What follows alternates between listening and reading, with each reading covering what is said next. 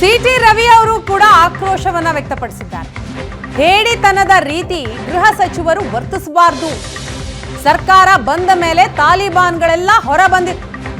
Petrol bomb ಹಾಕಿದವರ ವಿರುದ್ಧ ಕ್ರಮ ಆಗಲೇಬೇಕು ಅಂತ ಆಗ್ರಹಿಸಿದ್ದಾರೆ ಸಿಟಿ ರವಿ.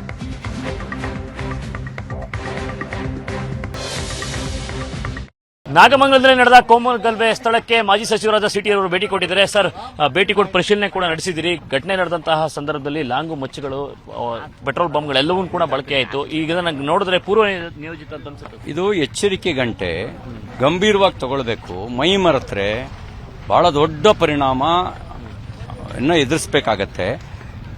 ಪೆಟ್ರೋಲ್ ಬಾಂಬನ್ನ ಏಕಾಏಕಿ ಉದ್ಭವ ಆಗಲ್ಲ, ಪೂರ್ವ ಯೋಜಿತವಾಗಿ ತಯಾರು ಮಾಡಿರ್ತಾರೆ. ಟ್ರೈನಿಂಗ್ ಕೊಟ್ಟವ್ರು ಯಾರು ಅವರಿಗೆ?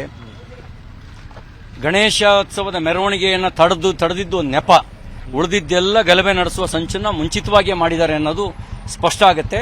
ಇದು ನಮ್ಮ ಹೋಮ್ ಮಿನಿಸ್ಟ್ರು ಇದೊಂದು ಸಣ್ಣ ಘಟನೆ, ಏನೂ ಆಗೇ ಇಲ್ಲ ಅನ್ನೋ ಥರ ಹೇಳ್ತಾರೆ ಅಂತ ಹೇಳಿದ್ರೆ, ಅವರಿಗೆ 40-50 ಅಂಗಡಿ ಸುಟ್ಟರೂ ಕೂಡ ಸಣ್ಣ ಘಟನೆ ಆಗಿ ಕಾಣುತ್ತೆ. ನಮ್ಮ ಗಣೇಶ ಮೆರವಣಿಗೆ ಮೇಲೆ ಕಲ್ಲು ತೂರಾಟ ಮಾಡಿ ಚಪ್ಪಲಿ ಹಾಕಿ ತೂರಿದ್ರು ಕೂಡ ಸಣ್ಣ ಘಟನೆ ಆಗುತ್ತೆ. ತಲ್ವಾರ್ನಲ್ಲಿ ಇಟ್ಕೊಂಡು ಬೆದರಿಕೆ ಹಾಕಿದ್ರು ಸಣ್ಣ ಘಟನೆ ಆಗುತ್ತೆ. ಯಾವುದನ್ನ ಗಂಭೀರವಾಗಿ ತಗೊಳ್ತಾರೆ? ಇಷ್ಟು ಹೇಳಿತನದ ಪ್ರದರ್ಶನವನ್ನ ಹೋಮ್ ಮಿನಿಸ್ಟರ್ ಮಾಡಬಾರ್ದು. ಹೋಮ್ ಮಿನಿಸ್ಟ್ರೇ ಹೇಳಿಯಂತೆ ವರ್ತಿಸಿದ್ರೆ ಮತಾಂಧರಿಗೆ ಇನ್ನಷ್ಟು ಕುಮ್ಮಕ್ ಬರುತ್ತೆ. ಸರ್, ಬೇರೆ ಸಮುದಾಯಗಳಲ್ಲೂ ಕೂಡ ಹಬ್ಬಗಳಾಗತ್ತೆ, ಆಚರಣೆಗಳಾಗತ್ತೆ. ಆದ್ರೆ ಗಣೇಶ ಸಂದರ್ಭದಲ್ಲಿ, ಆಚರಣೆ ಸಂದರ್ಭದಲ್ಲಿ ಯಾಕೆ ಈ ತರ ಘಟನೆಗಳಾಗತ್ತೆ ಪದೇ ಪದೇ? ಈ ಸರ್ಕಾರ ಬಂದ ಮೇಲೆ ಮತಾಂಧತೆಗೆ ಕುಮ್ಮಕ್ ಬಂದಿದೆ.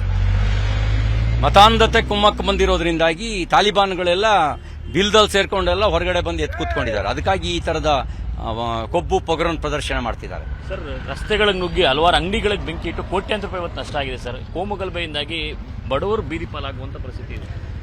ಈಗ ನೋಡಿ, ಅದಕ್ಕೆ ಉತ್ತರ ಪ್ರದೇಶದ ಮಾದರಿಯ ಬುಲ್ಡೋಜರ್ ನ್ಯಾಯ ಬಂದ್ರೆ ಆಗ ಯಾರು ಕ್ರಿಮಿನಲ್ಗಳಿದ್ದಾರೆ ಅವರಿಗೆ ಬುದ್ಧಿ ಬರುತ್ತೆ. ಒಬ್ಬನ ಮನೆಗೆ ಬುಲ್ಡೋಜರ್ ನುಗ್ಸ್ಲಿ, ಇಡೀ ರಾಜ್ಯ ಶಾಂತವಾಗುತ್ತೆ. ಮೆರವಣಿಗೆ ನಡೀತಿದ್ದು ಸಾರ್ವಜನಿಕ ರಸ್ತೆಯಲ್ಲಿ, ದರ್ಗಾ ಮುಂದೆ ಬರಬೇಡಿ ಅನ್ನುವಂಥದ್ದು. ಇಲ್ಲಿ ಗಣಪತಿ ಮೆರವಣಿಗೆ ಬೇಡ ಅನ್ನೋನ್ ಪಾಕಿಸ್ತಾನಕ್ಕೆ ಹೋಗ್ಲಿ. ಈಗ ಎಫ್ಐಆರ್ ಆಗಿದೆ ಸರ್, 1ರಿಂದ 18ವರೆಗೂ ಕೂಡ 18ವರೆಗೂ ಕೂಡ ಹಿಂದೂಗಳ ಮೇಲೆ ಎಫ್ಐಆರ್ ಆಗಿದೆ. ಈ ಕಾಜಿ ನ್ಯಾಯ ಬಿಡ್ಲಿ. ನಾವು ಆ ಕಡ್ನು ಅರೆಸ್ಟ್ ಮಾಡಿದೀವಿ, ಈ ಕಡ್ನು ಅರೆಸ್ಟ್ ಮಾಡಿದೀವಿ ಅಂತ ಬೆಣ್ಣೆ ಸೌರವ ಕಾಜಿ ನ್ಯಾಯ ಬಿಟ್ಟು ಯಾವನು ಪೆಟ್ರೋಲ್ ಬಾಂಬ್ ಹಾಕಿದ, ಯಾವನ್ ಕ್ರಿಮಿನಲ್ ರೀತಿ ವರ್ತನೆ ಮಾಡ್ದ ಅವನ ಮೇಲೆ ಆಕ್ಷನ್ ಆಗಲಿ. ಇದಿಷ್ಟು ಮಾಜಿ ಸಚಿವರಾದ ಸಿಟಿ ರವರ ಮಾತಾಗಿತ್ತು. ಕ್ಯಾಮರಾ ಪರ್ಸನ್ ಮಹೇಶ್ ಜೊತೆ ನಂದನ್ ರಾಮಕೃಷ್ಣ, ಏಷ್ಯಾನೆಟ್ ಸೋನೇಶ್, ನಾಗಮಂಗಲ.